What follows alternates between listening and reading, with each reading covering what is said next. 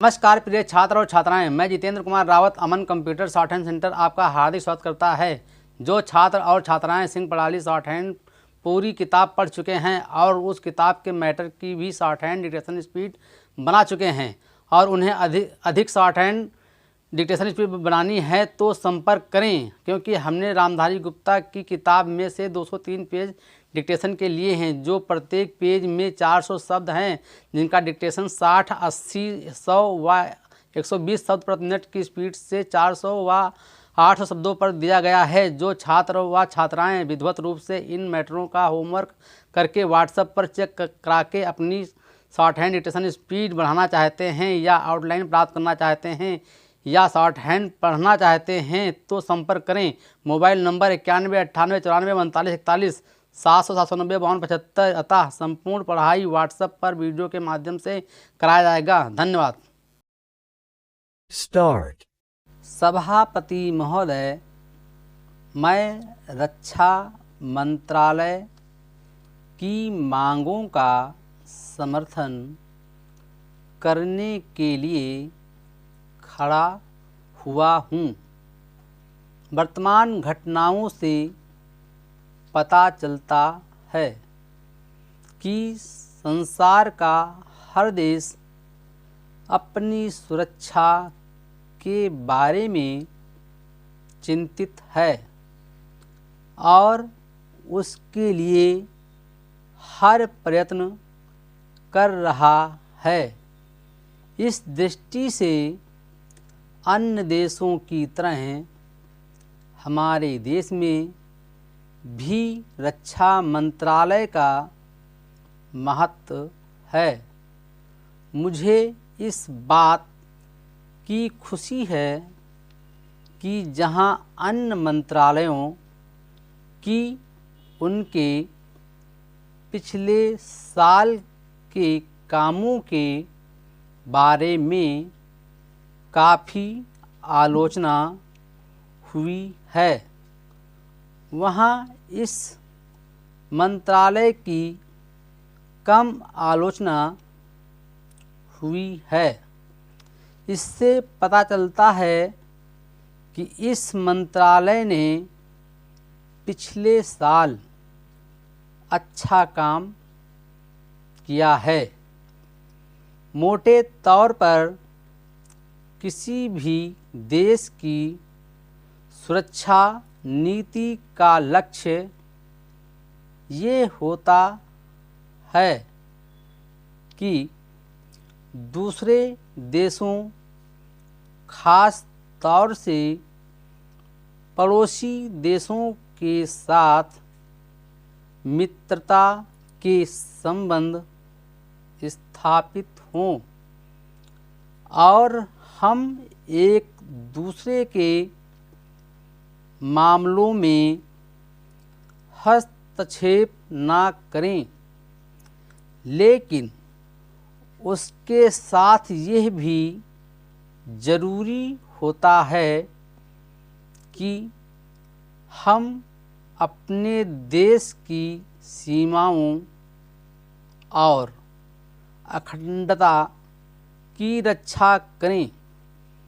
इसलिए हमारे देश का यह कर्तव्य हो जाता है कि हम अपने पड़ोसियों के कार्यों पर पूरी नज़र रखें, क्योंकि आज तक हमारे देश पर जो संकट आए वे हमारे पड़ोसियों से आए हैं। 1965 में पाकिस्तान के साथ जो लड़ाई हुई और उसके बाद ताशकंद में जो समझौता हुआ वो सिर्फ कागज़ पर ही रहा।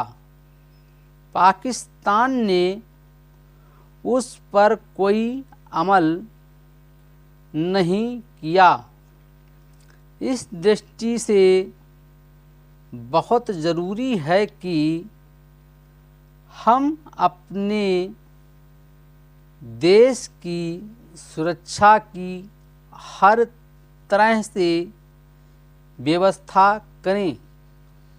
हमारा उद्देश्य दूसरों पर आक्रमण करना नहीं है, लेकिन यदि हम पर कोई आक्रमण करे तो हम में इतनी शक्ति अवश्य होनी चाहिए कि हम उसका डटकर सामना कर सकें। आप जानते हैं कि पिछले दिनों पाकिस्तान को अमेरिका और चीन से काफ़ी मदद मिली है।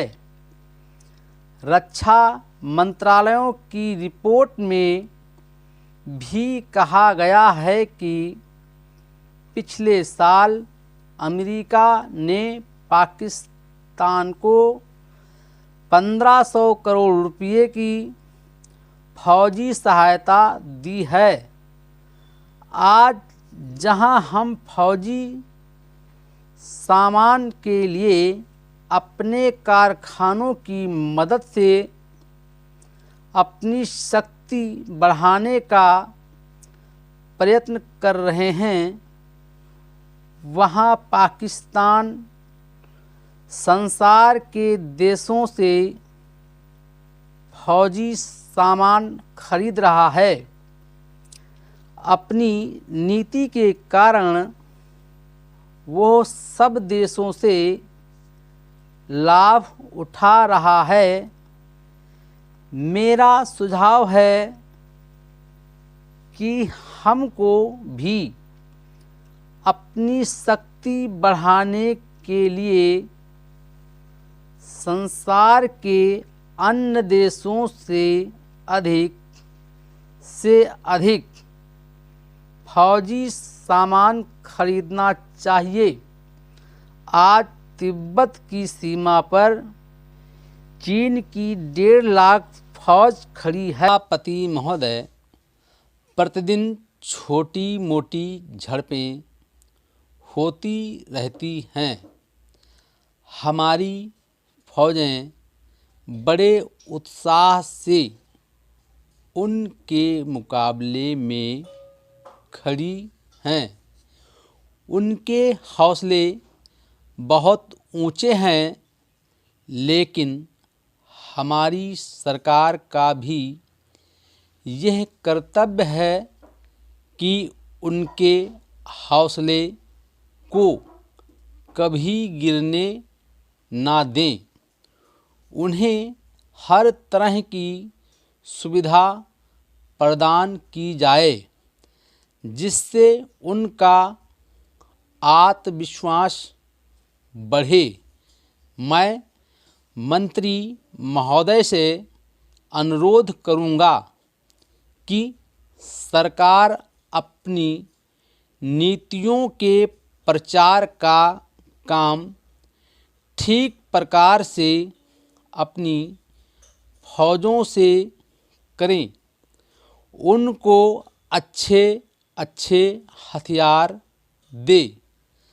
अनुसूचित जातियों और आदिवासी जातियों के आयुक्त ने जो अपना प्रतिवेदन प्रस्तुत किया है, उस प्रतिवेदन को देखने से यह प्रतीत होता है कि इसको तैयार करने में उन्होंने बहुत परिश्रम से कार्य किया है। इसके लिए मैं उनको और उनके सहयोगियों को धन्यवाद देता हूँ। परंतु साथ ही साथ इस प्रतिवेदन के संबंध में कुछ आवश्यक निवेदन भी करना चाहता हूँ। पहली बात तो यह है कि इस प्रतिवेदन को देखने से ऐसा प्रतीत होता है कि इन कार्यों के लिए जिस धन का उपयोग होता है वह 3 साधनों से उपलब्ध होता है।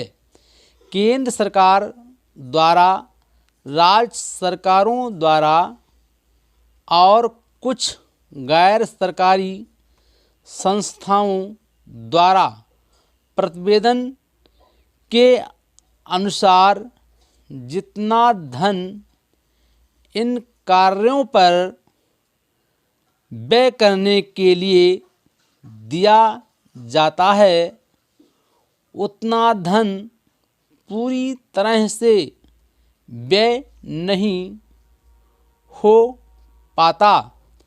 मैं यह नहीं कह सकता कि आवश्यकता से अधिक धन दिया जाता है या कार्यकर्ताओं को वह धन प्राप्त ही नहीं होता जिसके कारण से वो बिना खर्च हुए बच जाता है। मैं तो यह चाहता हूँ कि जितना धन दिया जाता है उसका पूरा उपयोग हो और आयुक्त को यह ना कहना पड़े कि इस कार्य के लिए जितने धन की आवश्यकता थी उतना धन नहीं मिल पाया और विवश होकर हम को उस कार्य को बीच में ही रोकना पड़ा। जहाँ तक राज्य सरकारों का संबंध है, बहुत सी राज्य सरकारें अभी तक इस कार्य में असावधानी से काम ले रही है और इस कार्य को उपेक्षा की दृष्टि से देखती हैं। आयुक्त ने इस बात की शिकायत की है कि बहुत सी राज्य सरकारों ने अनेक पत्र भेजने के बाद भी अभी तक अपनी रिपोर्ट नहीं भेजी है। मैं चाहता हूँ कि सरकार इस तरह निष्ठापूर्वक ध्यान दें। राज्य सरकारों पर दबाव डाला जाए कि वे इस दायित्व के प्रति सचेत हों और आयुक्त को उनके कार्य में पूरा सहयोग प्रदान करें। Full stop.